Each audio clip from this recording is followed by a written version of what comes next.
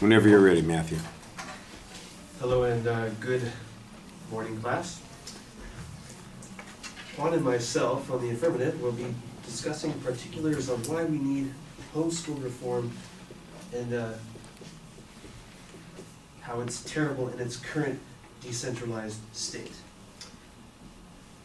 Homeschooling right now is fractured and highly decentralized throughout the country, with every state having different homeschooling regulations and standards, allowing a disturbing trend of inadequate education for many students who are currently enrolled in homeschool in less than desirable homes and curricula that is not adequate. Bless you. Academic achievement and a positive learning environment is crucial for employment opportunities, going to college, or achieving social progress. You can't get anywhere if everybody is done. It is imperative that action is taken and taken right at this very moment. However, I'm going to go with you a couple of blockers that are preventing these kinds of reforms from taking place and why the current system is the way it is today. The 10th Amendment of the Constitution specifically states, the power is not delegated to the United States by the Constitution, nor prohibited by it to the states, are reserved to the states respectively or to the people. And that, right there, that clause prohibits the federal government from passing legislation that gives them explicit control and having blanket jurisdiction over the 50 states' schooling curriculums. Except for the fact they do have this power, they can control the state's funding towards education, known as penny pinching. Most federal programs or voluntary initiatives coerce states to follow certain regulations, or if they don't, the states will receive a budget cut for those programs. There is also freedom of choice in the states' rights to choose whether or not to adopt our policy that we're going to introduce in the first place if the Constitution cannot be amended. Our plan for homeschooling is going to be a voluntary standard, ready for national adoption, or as a federal mandate if a joint effort is successful in amending the Constitution. By enacting our plan, all parents who choose to homeschool will be more responsible for their child's success, have the same standards, and be taught at those same standards that every other student has access to in the public sector. And for those invisible students in high-risk assessed homeschool situations, will not be able to hide the scars and bruises in niche cases where child neglect is rampant. Our plan would unite the entire educational system in the country and give homeschoolers the same standard that they deserve. Who will oversee this plan? Well, our plan. Who will oversee it? The United States Federal Government Department of Education. And let me go through with you on the details. The law would establish that parents interested in teaching their children from home are qualified to do so by meeting their resident state's educational requirements. The parent will be tested on high school level math, English, and grammar, and writing in order to be credited as a capable educator. The qualifying educator must also pass a criminal examination, meaning that they possess no felonies related to assault, rape, or murder.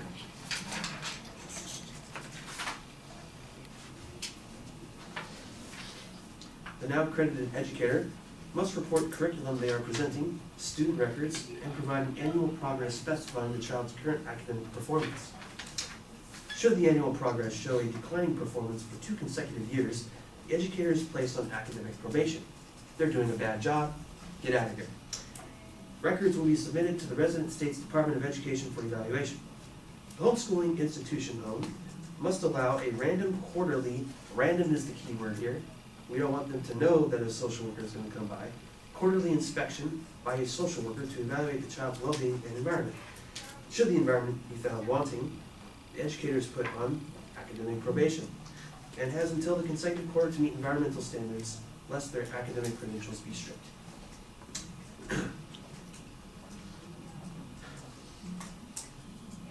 How will this plan be enforced? Well, the United States Federal Government Department of Education will enforce our policy. They have the means and the funds. How will it be funded? Taxpayers. Just like every other program in the government is funded by taxpayer money, our military budget could definitely be subsidized to pay for the minuscule costs of our homeschool reform policy. What happens if our plan is adopted? There's always got to be pros. Having unified homeschooling Educational goals, standards, and regulations would give every homeschooled student the same educational pathway and opportunities to advance themselves in the working world. Our policy would close the gap in knowledge between New Jersey and Pennsylvania, as New Jersey would have the same standards and regulations as current Pennsylvania. I'll go through that in just a little bit. It would equalize the overall knowledge of all homeschooled students and our national education score, further making the United States a global leader in education reform and values. So, going to New Jersey and Pennsylvania, in contrast, well, first of all, many states require parents to notify local school districts that their children will be homeschooled, but 11 states don't require parents to alert anyone.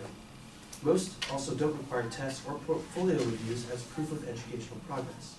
That's the notification. So we have 11 states that do notify, and the rest don't even have to. Parent education minimums. Most states have no minimum education requirements for parents who homeschool. Some states require parents to be competent or capable. There's no clear definition on that. No state requires a parent to have a college degree. Criminal bans. Only 2 states prohibit some parents from homeschooling based on their criminal history or that of someone living in the home. In the other 48 states, parents' criminal history cannot be legally used as a reason to prevent them from homeschooling. State-mandated subjects in course curricula. 33 states require parents to teach certain subjects, but 22 of these have no means of checking whether they actually are or not. Children in these states are not assessed by their low test scores, and they can't be used to intervene in homeschooling. Student assessments. While public school students face routine assessments of their progress, homeschool students are largely exempt from this requirement. In several states, homeschool students aren't even assessed. And this even comes into play of vaccination. The vast majority of states don't require homeschoolers to be vaccinated. Some states, particularly those that consider homeschools to be private schools, may require them to be immunized by law, but proof of immunization is not submitted to any authority. All of that was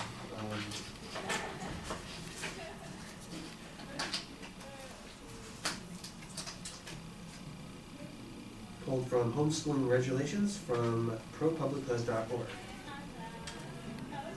So, New Jersey, for example, doesn't have to notify, has no parental minimum education requirements, no criminal ban checks, no state mandated subjects, no student assessment requirements, and no vaccination requirements. You could literally just say, well, you don't even have to say anything. You just homeschool your child and that's it. And then in contrast to Pennsylvania, you have to notify annually. You have to have a high school diploma. If you have a criminal conviction, you were prevented from homeschooling for 5 years. You have state mandated subjects that you do have to follow. You do have to assess your student annually and periodically, and you do have to have vaccination assessments. In closing, our affirmative position is clear. Unite the 50 states in homeschool reform and standardized education and learning so the waves of abuse cease and the gap in knowledge is lessened.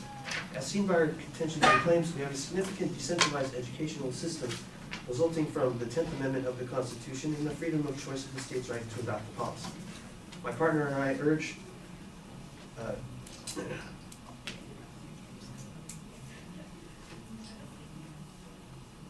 you guys to take into account my facts that I just stated. Thank you.